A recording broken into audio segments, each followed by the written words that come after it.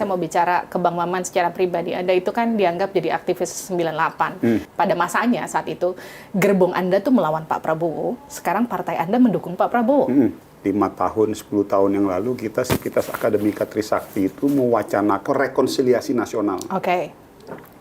Jadi apa sebetulnya rekonsiliasi nasional itu? Kita mau mencoba menutup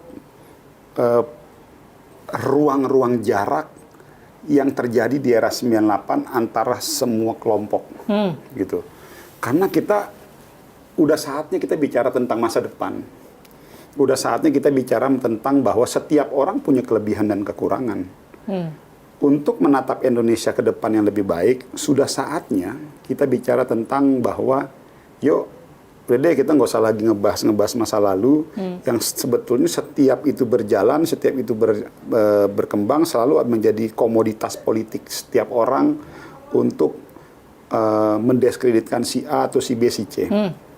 Faktanya bahwa hari ini, dengan semua proses perjalanan waktu ini, Pak Prabowo dengan segala kelebihan dan kekurangannya, beliau sebetulnya termasuk orang yang sudah cukup memiliki keberanian tampil di panggung nasional ini, walaupun beliau dihadapkan dengan hujatan dan makian.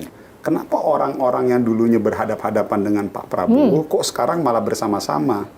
Artinya ada sebuah kesadaran bersama kita, Mbak, bahwa kita tuh dulu tuh kayak, ya gini loh, Mbak, itu kan jatuh rezim ya, Soeharto, ya pastilah wajar orang yang dulu mungkin ada di kubunya Pak Orde Baru berseberangan dengan kita, beliau membela ataupun melakukan pengamanan ya, misalnya.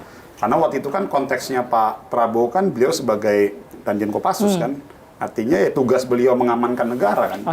Jadi waktu itu kan beliau bukan mengamankan Soehartonya itu dulu ya, tapi melekat di badan beliau adalah sebagai seorang aparatur negara untuk mengamankan kepentingan negara.